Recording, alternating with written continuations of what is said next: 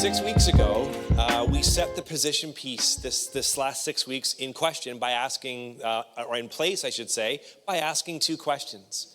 The first question was this: what's wrong with the world? Everyone's got an opinion, so what do you think? What's wrong with the world? And second then is, once you've been to determine what's wrong with the world, then how do you propose we fix it? And that's what we started this whole last 6 weeks with. And our response has really been the response of Jesus, which is, if your immediate answer to what's wrong with the world is them or they, then that may just be a political response. But Jesus actually said that may be a part of it, but truthfully, the real problems out there first start in here. That it's an internal thing in every one of our hearts and lives. And then as that begins to be healed and formed and shaped, we can see differences made on the outside. And so that we've talked about these last 6 weeks, that we move from being lost to found, not just right to wrong. We move from being found by Christ to following Christ. And I'm going to hone in on this step with a little bit more intention today. Following Jesus to serving others, and then serving others to actually loving them. It's not enough just to serve them. We're actually called to love those who are different from us. And so today we want to pose a final question. And the final question is this: is that throughout our lives, every one of us is going to go through calm and stormy seasons, both individually, perhaps in your relationships, in your family, but also as Canadians. We are going to go through calm seasons and then stormy seasons like we find ourselves. And the question is this: how do you stay anchored to Christ in stormy seasons and in calm seasons? But how do you stay anchored to Jesus in all seasons? That's the question we want to look at today. This summer, Lori and I rented a cottage. It was the same cottage that we rented a summer ago. And there's an occurrence that happens, though, with the GPS. How many of you love GPSs? When you don't know where you're going, they're very, very handy. I remember, how many of you remember paper maps? I remember paper maps as a kid, which actually led to real family conflict in the front seat that I could observe. But I'm not here to tell stories. I'm just saying I could see what happens. GPS. Summer cottage, all back roads. The main roads were fine, but how many of you know country roads ain't like main roads? Found ourselves on these roads, which were just kind of like dirt and gravel roads. And about 7 minutes before you arrive at the cottage, the GPS says, you've arrived at your destination, but you're nowhere close, and you're in the middle of nowhere. And so again, the first year that happened, it caused a little bit of panic. We moved ahead, we found it, and we figured it out. The next year when it happened again, we kind of like vaguely remembered, oh yeah, we had this happen before, and we got ourselves there. Well, later in the week, we were staying there, and one of the girls were bringing up one of their friends. And as their friend was being driven by their mom, guess what happened? They hit the end of the GPS, and fear and panic struck them. Because they're in the middle of nowhere. And so they called us, but here's what was incredible.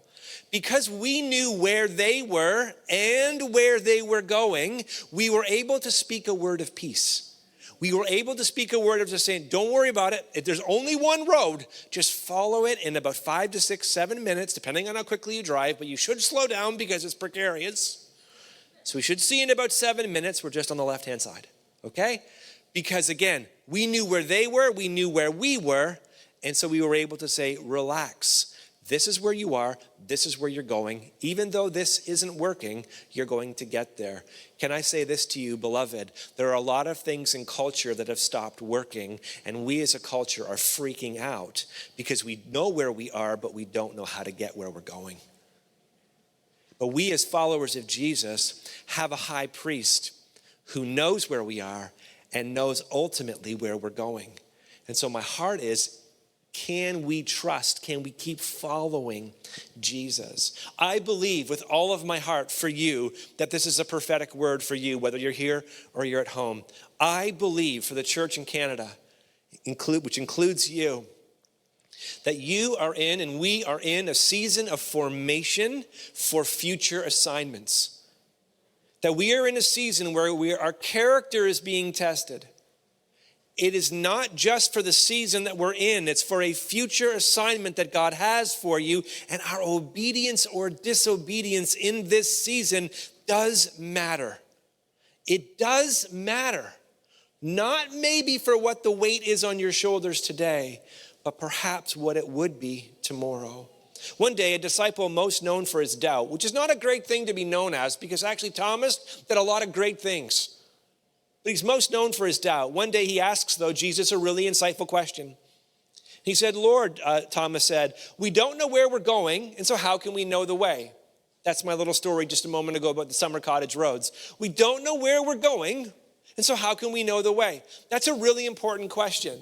When Jesus is off doing what Jesus was doing, and the disciples were working really hard to follow Jesus, but they couldn't follow him because of how he was moving, and they couldn't all figure it out, Thomas basically stops and says, Lord, which is a beautiful language of submission. Okay, we're following you, but how can we know the way? What he was basically saying was, tell us the end so that we can get there ourselves. But here's the deal. That's not how Jesus works. Actually, how Jesus works is I'll give you the next step, and then the next step, and then the next step.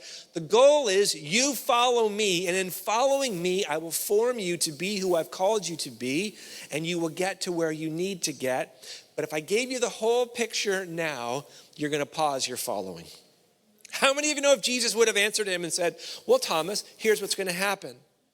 Here's what's going to unfold. There's going to be a lot of messages and there's going to be a lot of miracles, and then I'm going to be brutally killed on a cross. And every single one of you, all you disciples, one of them's going to betray, but the rest of you, you're going to lose your life. So come on, let's go. We're going to keep going this way. Thomas would have been like, actually, I have another career that I had in mind. But Jesus, no. I'm going to use your life to turn the world, not upside down, right side up. But I can't change the world because you're the very substance of it. So you got to keep following me. Jesus told him, how can I know the way? And then Jesus responds, I'm the way, the truth, and the life. No one comes to the Father except through me. And then 4 words that are very pivotal words still today. If you know me. The only way you get to know Jesus is spending time with Jesus. It's not if you know about Jesus. If you know me, then you're going to know my Father, who is in heaven. We're the same. So Jesus says to Thomas, direction is important, yes, but intimacy with Jesus is of greater importance than just mere direction. It's different. Knowing where you're going is learning. Everyone say learning. It's learning to trust Jesus. It is practicing the disciplines. It's engaging our spiritual disciplines. It's learning to trust Jesus. None of us, not one of us, I don't care how spiritually mature you think you are, none of us come to follow Jesus naturally. Oh, we come to jealousy naturally. We come to anger naturally. We come to lust naturally. We come to greed naturally. I don't even have to work at those things. But when it comes to following Jesus, learning to follow Jesus, practicing following Jesus, this is something that every single one of us is growing into different degrees. And knowing where we're going is learning to trust Jesus. Some of you are 15, 16, 17, engaged today, listening. Like you're here because your parents are dragging you here and you're listening with one ear, but you got an AirPod in the other ear. I know it, I get it. Here's what you're facing. Your next season ahead is determining whether or not you believe what is ultimately true about Jesus, or did you just believe because your parents made you believe? This is the test every young person goes through. In your 20s, in your 30s, in your 40s, there's all these tests that we face. Because every human has values. And values develop convictions. Every single one of us go through conflict, yes, to different degrees. Some of us, because of the brokenness of our own lives, we create more conflict in our own lives. Like we're our own worst enemy. We create conflict everywhere we go. We blame others, but we're oftentimes not the sole blame. We don't get all the blame, but there's some brokenness that God needs to heal. But then there are others of us who experience conflict not as a result of what we've done, but what others have done to us. That could also be all of our experiences, both and, a little bit of this, a little bit of that. But we all experience conflicts, and conflicts test our faith. There's no such thing. I hate. By the way, did I mention how much I hate it? I hate when I'm watching the news or something and it talks about that there are people of faith and then there are people who don't have faith. Nonsense. Everybody has faith, and faces. Everybody has faith. They just have it in different things. Everybody has faith. For you to drive here took faith. You had faith that when you stopped at a light, that somebody else was going to appropriately drive and function in the same manner. It's just a colored light. But you had faith that when yours was green and theirs was red, that they would stop. Could you imagine if we did not have faith in that? Some of you go like, oh yeah, I know. Okay, I'm not talking about your driving. I was going to go there, I'm not. We're just going to keep moving right on. And persecution tests steadfastness. Well, values and convictions and conflict and faith and persecution and steadfastness. Church, let me tell you, Jesus lived his values and he held firm to it in conflict. And in the ultimate persecution of him laying down his life, he was steadfast in living out everything he preached. He is worthy of you following him and modeling your life after his. And learning to trust Jesus, who is holy, trustworthy, is something that we all call in church our walk with God. And every one of us have a walk with God.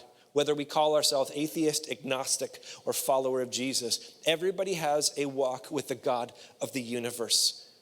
And Jesus said that our walk with God is first to someone, then it is to something. How many of you know that we are human beings first before we are human doings? That we are humans who were called to be versus humans who were called to do. We are human beings, and so we are first called to Jesus, to engage with Jesus, to follow Jesus. Then we are called to do something in following Jesus, which again is to heal what is wrong in the world today. It is God using your spiritual gifts, your acquired skills, your natural abilities, and your life experiences. God uses all of these things, or he can use all of these things, for you and I to see on earth as it is in heaven. So I am saying all of that to say this, that calling in our walk with God must always start with a direction, not only a destination.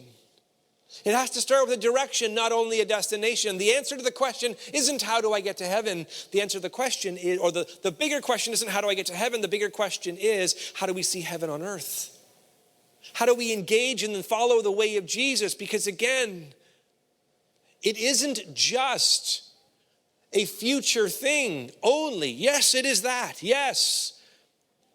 But the heart of Jesus wasn't pray a prayer and then I'll take you there.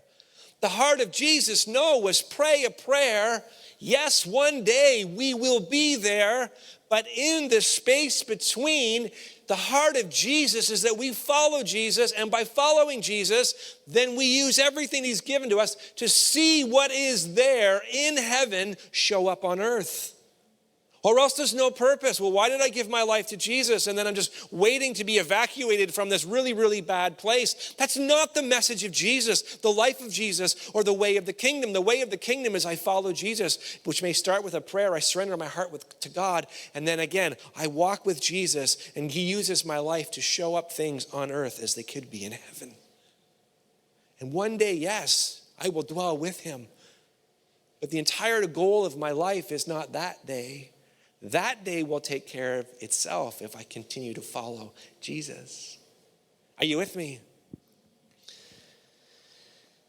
Has anybody here in your life, by show of hands, ever done something in one season that you thought this was the right thing to do, only to in another season realize this may not have been the best thing to do? Can I see your hands, please? Like eating the whole cake felt right, and then it just wasn't, as you were around a different throne for a season of time. Yes, I did just say that. Well, the church, we also experience these things. And in the 90s, there was a popular way to lead people to surrender their hearts to following Jesus. And I've said this often, and again, I'm not critiquing it from the sense that it was all wrong, because it wasn't at all. But I think it was just short-sighted. And we can see that now in 2021. And we used to say oftentimes like this in services or moments like, hey, I'm going to ask everybody here, whether you know Jesus or you don't know Jesus, whether you're in faith or you're faith in something else, I'm going to get you to pray a prayer. And together we're going to pray a prayer. And the prayer is not about joining a church. It's not about joining a life group. It's not about joining a denomination. It's not about joining an organization, because those were problems back then. So I'm not asking you to join any of those things. I'm just asking you to pray a prayer. And in one essence, that's absolutely right, because to be saved, to move from being lost to found, it is found on the cross of Jesus plus nothing, which can start with a prayer, which can start with a sigh, which can start with a step, which can start with surrender. So yes, in one way, it is not in order for you to be with Jesus one day, you need to pray a prayer and go to church. No, it is based on the blood of Jesus plus nothing, which is why the thief crucified next to Jesus can simply say, remember me, and Jesus responds to him and says, today you're going to be with me in paradise, not you have to do all these other things. So in one way, it was correct. Just pray a prayer. But here's the problem. Canadians actually listened. And here's what we see, that in 2019, so this is pre-pandemic, the pandemic has further accelerated this. In 2019, Statistics Canada report shows that only 23% of Canadians participate in a worship service once a month. That's whether that's Islam, whether that's Christianity, whether that's Judaism, or some other form of religion.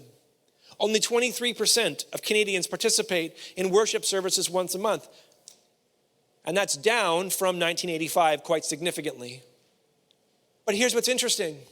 37% of Canadians actually engage in spiritual activities every single week, only they do so exclusively on their own. And here's the problem with that. The problem with that is when you and I follow Jesus, it's not just meant to be something between you and Jesus. It's meant to be something that we walk out together in community, and community becomes sort of a mirror to our hearts and lives. Look, I know that people around you annoy you. I get that. And you perhaps may annoy them. But there is something about us being the body of Christ together. There is something about you and I walking in community together. There is something about your purpose cannot be fleshed out just with you alone, that your purpose must intersect with somebody else if you and I are to be used by God, that there's something that we have discipled and said, hey, we short-circuited something here by simply saying, just pray a prayer, rather than, no, the prayer is the beginning to following Jesus in community. And no community is healthy, which means the entire community needs to surrender to be more like Jesus. Because this is what Jesus said is true of every human. He implied over and over and over again that people, everyone say people, events, and circumstances, and of course spiritual forces, which we did this summer, they influence our beliefs, which impact our choices every single day. And the choices we make, or the choices we do not make, when not making a choice is still making a choice. So the choices that we make or the choices that we do not make, they set the direction of our lives, the way in which they go. And there are far too many followers of Jesus who prayed a prayer one day, but they stopped following Jesus. They started, and I am grateful for their ultimate destination. But how many of you know, again, the gospel isn't just destination, it is direction along the whole way. This is how we see societies begin to change. Let me ask you this question. We're going to ask this a couple of times in the next year ahead. In your lifetimes, by show of hands, whether you can put them up online or whether you're here, in your lifetime, have you seen Canada change? Can I see? If you say, yes, Canada has changed in my lifetime, can I see your hands, please? Canada has changed in my lifetime. Here's the beautiful thing. If Canada has changed, Canada can change. And Canada has been changed by people like you and I are changing Canada. People like you and I every single day are changing what this nation is. And so you can't just reserve yourself to the fact that, okay, sarah, whatever will be, will be, will be. No. That's a demonic lullaby. Let's engage the way of Jesus together, because if Canada changed, then Canada can change. Okay, we're going to do that a couple more times in the new year so we get that one deep in our hearts. Here's what Jesus said, though, in Matthew chapter 7, verses 13 to 14. Enter through the narrow gate, for the gate is wide and the road is broad that leads to destruction, and there are many who go through it. How narrow is the gate and difficult the road that leads to life. And Jesus said, few find it. Now, few find it not because it's hidden, but because it's hard. Oh, has anyone here ever pressed snooze on your alarm? Let me tell you something. It is easy, and that road is broad. It's beautiful, and it's broad. Most snooze buttons give you 8 to 9 minutes more of sleep. Now, if you've already been woken up by alarm, here's what you already know. There is nothing to be gained by 9 more minutes of sleep. The cumulative value of 9 more minutes of sleep in the next year is and amounts to nothing. See, that's not true. Add up all the 9 minutes. No. On your physical body and your sleep schedule, 9 minutes adds 0 value to your life. 0 value. I know none of this matters for tomorrow morning. I know that. I understand that. I'm not a sleep expert, and I don't care to be. But here's what I know. 9 minutes of intentional time with Jesus can change the direction of your life. In 1 snooze cycle a day, that's it. In 8 or 9 minutes, do you know what you can do in 8 or 9 minutes? You can practice 2 minutes of silent prayer.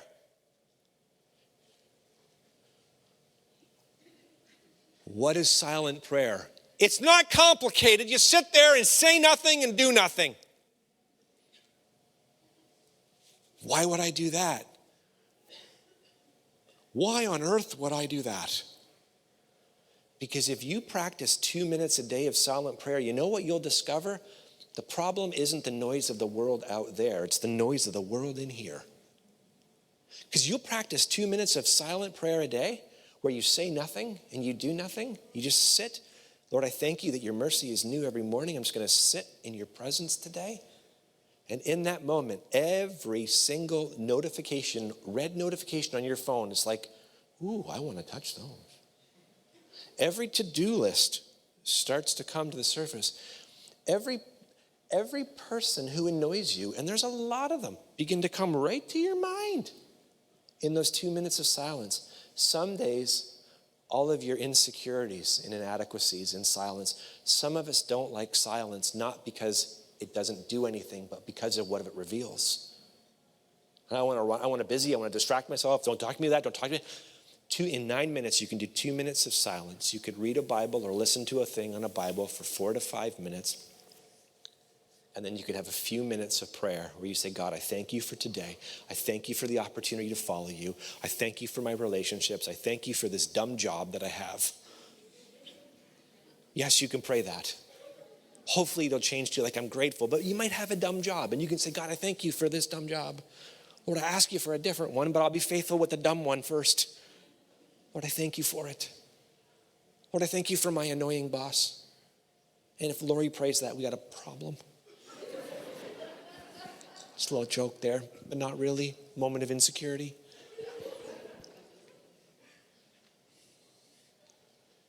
All I'm saying is this.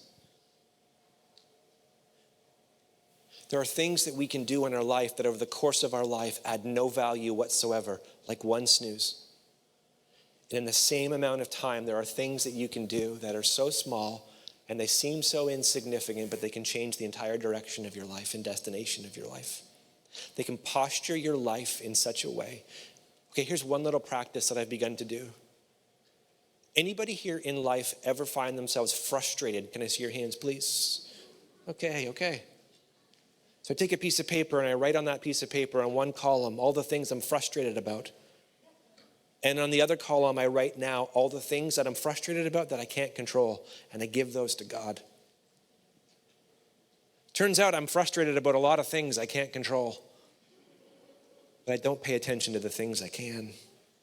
Because I like being distracted by focusing on things I can't change rather than things that God is desiring to change in me.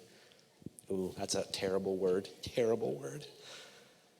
See, when it comes to hard times, don't fear them. When it comes to narrow ways, don't fear them. Because hard times create strong people, and strong, tested people create good times for others. But good times, they have a tendency to create weaker people, but weaker people create hard times for others. In every season, let your story be filled with developing Christ-like character. And as we begin to wind down here, which means absolutely nothing, but hopefully gives you some form of hope, that I will end this millennia. I want to end by speaking about your character, which every single one of us have not arrived. We all have character that needs to be looking more like Jesus than what it does today. We have flesh that needs to die. Mine may look different from yours, but it equally needs to die. That I need to learn to walk by the Spirit and not by the things I want to walk by. Every one of us shares this in common.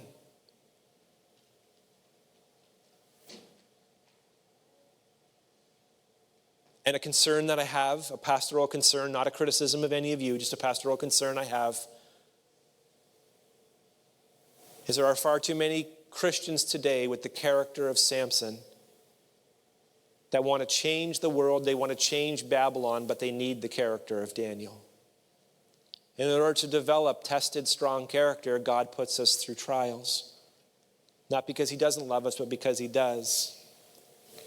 And there's a big difference between being hard, like jaded, cynical, critical, judgmental, broken, unhealed. That's hard-hearted, and being absolutely fortified and tested and humble and vulnerable.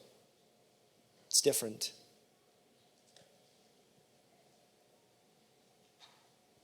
Daniel is the story of the possibility of living in exile in Babylon, surrounded by worldly influences and propaganda. But if one sets their mind to serve and follow Jesus, they can make a Jesus-sized difference. For Daniel, obviously a God-sized difference. Daniel lived in Babylon. He is taken from his homeland, and he is in exile in Babylon. His Hebrew name isn't Daniel. It's Belteshazzar. He and his three other friends, Shadrach, Meshach, and Abednego, which are also their Babylonian names, were trained for 3 years to attend the king. But individually and together, their alliance to God is greater than the king, towards the king of Babylon. And Daniel experiences what Dr. Robert Clinton calls an integrity check. Everyone say an integrity check. And though this happened a long, long time ago, and I know it's 2021, God still checks your integrity. He doesn't check your integrity. Again, he doesn't put checks on your integrity because he doesn't love you. He puts checks on your integrity to show you who you are, more so to reveal who he is, but also oftentimes because there's a future assignment that God has for you, that this has got to get healed and shored up if he's going to put the weight of that on your shoulders. And you can't oftentimes see this assignment when you're experiencing this integrity check. But Daniel experiences an integrity check, and here's what it is. In Daniel chapter 1, verse 8, he's in training for 3 years to learn how to serve the king. And so the king wants him and his friends to have the abundant things of life, to learn what it is to live in the king's palace. But God has a different plan for Daniel. And it says this, that Daniel determined that he would not defile himself with the king's food or with the wine that he drank. So he asked permission from the chief eunuch not to defile himself. In other words, in this story that we see in Daniel's life, he has an integrity check. As a Hebrew, there are certain things that he is not permitted to drink, nor is he permitted to eat. Yet he is tested in this moment where he is alone. Yes, he has a few friends, but truthfully, he's away from home and he's away from his country of origin. And now he's being pressed by the Babylonian culture around them. He's in the world, but he's not to be of the world. But the world never keeps pushing in on his values. And his integrity is being tested in this moment. His integrity starts here. Will you compromise here? Now it's going to push to a den of lions. It's going to push to how he worships. It's going to push to who is central. And Daniel actually gets the weight of leading and being leadership of an entire kingdom. But again, he doesn't get that now. What he gets is this little assignment. Will you eat this or will you refrain from this? And Daniel is faithful to push back and honor God in this place. And God provides a way. This moment of testing enables him to stand on tougher issues later. And I want you to contrast this with another Old Testament individual named Samson, by the name of Samson, who God has given him tremendous gifts. He's tremendously strong. He's equally called by God, but Samson was a Nazirite. And you know what that simply meant as well? It means a lot of things, but basically and simply it means this, that Samson's story is a story that we see repeated often. Samson, like Daniel, very much the same. There were certain things as a Nazirite that he was not to eat or drink or touch. But Samson, unlike Daniel, eats and drinks and touches all of these things. And here's what's remarkable. How many of you know sin is never a problem until it is? It's not as though the moment he touches these things and compromises in these things, it's not as though in this moment he sees the effect of it. But the moment Samson begins to put his feet on this road, there is only one destination that is assured. And there comes a moment where he thinks that he's in control of sin, not understanding that sin now is in control of him. And he trusts the wrong person with the source of his strength. And Samson, again, as I said a moment ago, is a story that we see repeated far too often. Someone living from their gifting but not their character. Living with the mistaken belief that they are in control of sin when it's always the other way around. And like Samson, we see, unlike Daniel, sin blinds, binds, and grinds Samson's life from him. Now, wherever God is at work, I've got good news. You'll see redemption. You'll see the goodness of God. And at the end of Samson's life, yes, there is redemption, and to God be the glory. But Samson's life is also a testimony and a warning that what you set your feet to, you will end in. And yes, God can redeem his story, but this wasn't God's plan for Samson's life. And we have too many Christians with the character of Samson wanting to change Babylon, but they need to have the character of Daniel. They need to have a different substance than which they are placed in. And the only way for God to grow the church is to allow us to go through some trials and testing so that we can be formed and fashioned and see what our faith is in and make the necessary adjustments and changes individually and together. Pop quiz as we close. Ready? Pop quiz, like legit, pop quiz. 5 questions. Ready? Ready? Well, thank you. Daughter, thank you. I was dying up here, thank you. 5 integrity questions. And don't shout them out. Like if the answer is no, not be like, no, just in your heart and in your head. Question number 1. This is an integrity check from the Lord for all of our lives. Are you willing to forgive? I don't mean like love people with boundaries. No. Are you willing to forgive? Question number 1. Question number 2. Are you willing to confess your sin to somebody you trust? Are you willing to confess your sin to somebody you trust? Well, I only need to confess it to the Lord.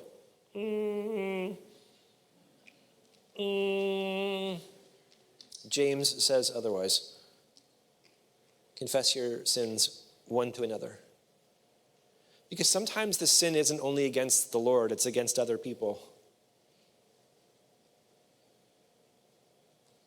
Well, God would never want me uncomfortable. Oh yeah, he does. God absolutely wants you uncomfortable and being healed to look more like Jesus rather than comfortable and bound and becoming deformed out of the character of Christ. God, your comfort is not his primary concern, nor is mine. If you've read the Bible, you can quickly see that our comfort, follow Jesus and your life will be absolutely beautiful and comfortable. Where does this, what?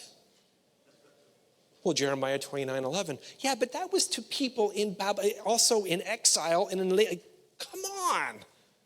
Forget it. Question number 3. Are you willing to do what you can by God's strength to right a wrong you've done? Ooh. Are you willing to trust God's truth is greater than your truth? Live your truth. And trust God's is greater. Number 5, are you willing to put God first, starting with your time and your possessions? Each time we answer yes, positioned in Jesus, we become more like Jesus. And each time we answer no, it's an opportunity for God to move. But wherever confession increases, sin decreases. And wherever confession decreases, sin increases. And sin moves from individual to systemic. We've seen it over and over and over and over again. And God moving is the story of Christmas, which we now turn our hearts to starting next week. And aren't you glad that the message of Christmas is good news? Okay, this month, how many of you know there's lots of things that are wrong in the world? But just this month, that's bad news. Can we focus our hearts, please, not just on what's wrong in the world, but the good news of who has come into the world? That's the message of Christmas. The message of Christmas is not, oh, the world's terrible and it'll always be terrible and only be terrible. No, the message of actual Christmas is the world can actually experience heaven on earth, not because we have arrived, but because God is with us. So together, let's stand and pray. Let's put our hands out in front of us like this. And all together, let's say, Dear Jesus, search my heart today. Show me how you can use my life, my trials, to create on earth as it is in heaven for others. In Jesus' name I pray. Amen. See y'all at All Church Prayer.